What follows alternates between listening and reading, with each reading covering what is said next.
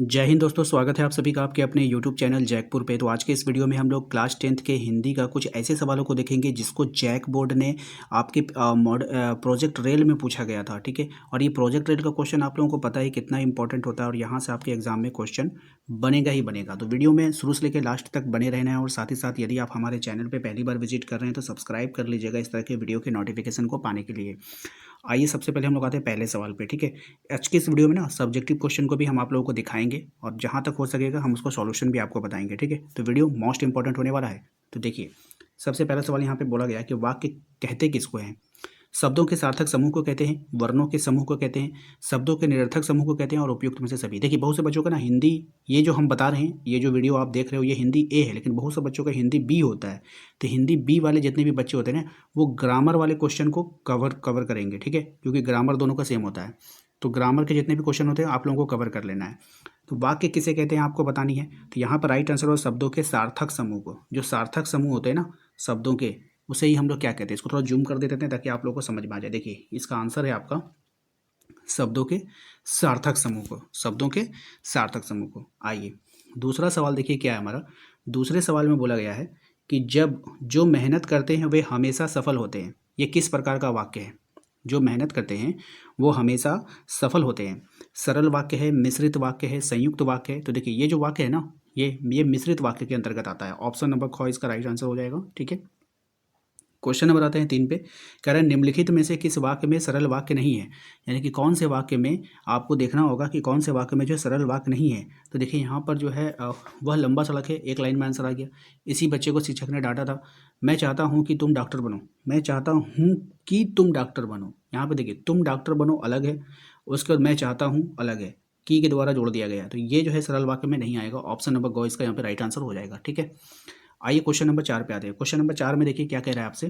कह रहा है कि छाया मत छूना कविता में कवि छाया को छूने से क्यों मना करता है। ठीक है, तो कवि छाया को छूने से मना करता है। आ, इससे मन को दुख दूर होता है ना। छाया मत छूना में कविता में कवि छाया को छूने से क्यों मना करता है। इससे मन को दुख दुना होता है, यानी कि ज़्यादा होता है, दुगना होता है। ठीक है, ये होता है।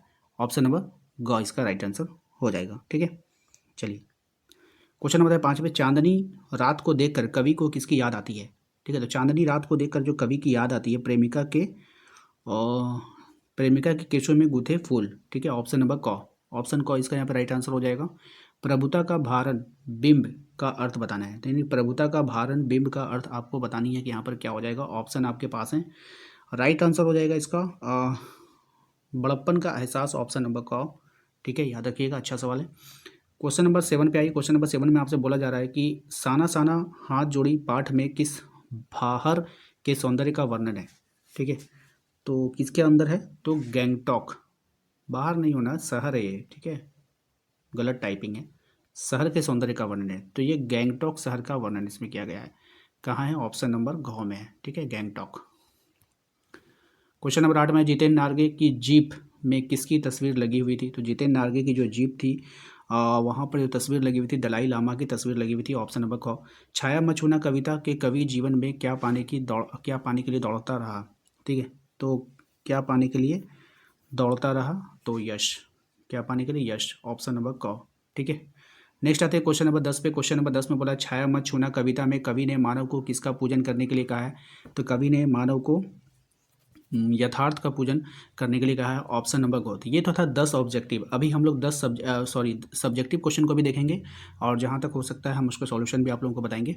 तो यहाँ पर देखिए, और ये तो हो गया। आप लोगों को करना क्या, इस वीडियो को लाइक करना है। ठीक है, लाइक करने के बाद हमारा चैनल पे जो क्लास 10th है वो बिल्कुल न्यू तरह से मैं पढ़ा रहा हूँ। ठीक है, इसलिए आप लोगों को सपोर्ट करना है। क्या करना है, आप लोगों को सपोर्ट करना है। कैसे करना है, तो आप लोगों को वीडियो लाइक कर देना है और कमेंट बॉक्स में आप अपना नाम और ज़िला का नाम लिखिएगा, जिसका नाम फिर हम जो टाइप करेंगे ना उसका नाम फिर हम नेक्स्ट वीडियो में ज़रूर लेंगे। ठीक है, तो आप लोग सपोर्ट कीजिए और कमेंट बॉक्स में सिर्फ आप अपना नाम लिखिए। जैसे आपका नाम रवि है तो आप लिख सकते हैं रवि, अगर आप रांची के रहने वाले हैं तो आप लिखिएगा रांची।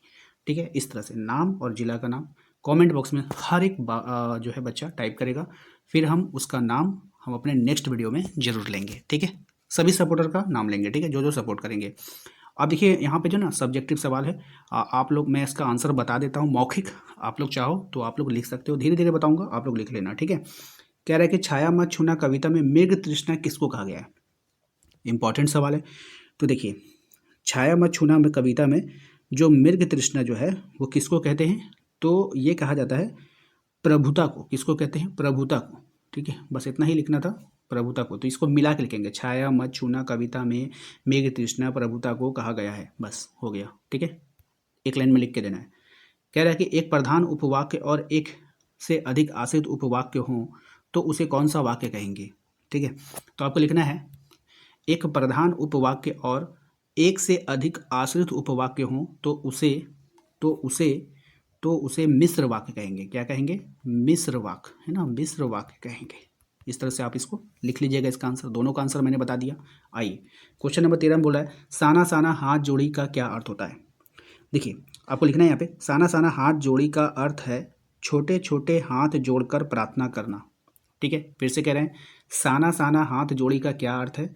आंसर में लिखना है आपको साना साना हाथ जोड़ी का अर्थ है छोटे छोटे हाथ जोड़कर प्रार्थना करना। ठीक है, हो गया। क्वेश्चन नंबर 14 पे छाया मत छूना कविता के माध्यम से कवि क्या संदेश देना चाहता है। तो छाया मत छूना कविता के माध्यम से कवि संदेश देना चाहता है कि जीवन में सुख और दुख दोनों आते हैं, इसलिए इसलिए इसलिए हमें अतीत को याद करके वर्तमान, है ना, इसलिए अतीत के, ठीक है। देखिए, छाया मत छूना फिर से हम कह रहे हैं, फिर से लिखिए आप लोग, छाया मत छूना कविता के माध्यम से कवि संदेश देना चाहता है कि मानव यानी जीवन में, मानव जीवन लिख सकते हैं या फिर जीवन लिख सकते हैं, जीवन में सुख और दुख दोनों आते हैं, इसलिए हमें अतीत के सुख या फिर दुख को याद करके वर्तमान के सुख को ख़त्म नहीं करना चाहिए। ठीक है, ये इसका कहना चाहिए, ख़त्म नहीं करना चाहिए या फिर बढ़ाना नहीं चाहिए, ये लिख सकते हैं। चलिए, क्वेश्चन नंबर आते हैं हम लोग। इसमें कह रहा है आपसे भाव स्पष्ट करना है, यानी कि ये जो आपको पंक्ति दिया गया है इसका भाव बताना है। प्रभुता का शरण बिंब केवल मृग तृष्णा है, हर चंद्रिका में छिपी एक रात कृष्णा है। इसका मतलब बताना है। देखिए, इसका मतलब में आप लिख लो। ठीक है, इम्पॉर्टेंट है कि पंक्ति में कवि कह रहे हैं कि मनुष्य सदैव बड़प्पन के कारण अनेक प्रकार के भ्रम में उलझ जाता है। ठीक है, इससे उसका मन विचलित हो जाता है एवं अनेक आकांक्षाओं को जन्म देता है। इसलिए मनुष्य को सही मार्ग का चयन करना चाहिए। हर चांदनी रात के बाद अंधेरी रात आती है, अर्थात सूचा के बाद दुख का आना तय है। यानी कि अगर आपके पास खुशहाली है तो उसका दुख का आना भी तय है। ठीक है, लिख लीजिएगा। उसके बाद बोला मृग तृष्णा किसे कहते हैं, कविता में इसका प्रयोग का अर्थ क्या हुआ है। क्वेश्चन नंबर 16, इसके आंसर में आपको लिखना है कि रेगिस्तान में गर्मी में चिलचिलाती धूप में रेत के मैदान में दूर पानी की चमक दिखाई देती है, पर पास पहुंचने पर वहां कुछ नहीं मिलता। प्रकृति के इस भ्रामक रूप को मृग तृष्णा कहते हैं। ठीक है, कविता में इसका प्रयोग प्रभुता अर्थात धन दौलत वैभव और मान सम्मान की खोज में भटकने के संदर्भ में हुआ है।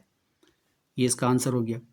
तो आशा करते हैं कि आप लोगों को आज का ये वीडियो पसंद आया होगा। वीडियो अच्छा लगा है तो प्लीज़ वीडियो को लाइक करिएगा। चैनल पे पहली बार आए तो सब्सक्राइब कर लीजिएगा। हमारे वीडियोस को सपोर्ट करने के लिए आपको सिर्फ कमेंट बॉक्स में वीडियो को लाइक करके कमेंट बॉक्स में अपना नाम और अपने ज़िला का नाम टाइप करना है। इसके बाद नेक्स्ट वीडियो में आपका नाम जरूर लिया जाएगा। मिलते हैं नेक्स्ट अगले वीडियो में। Thank you.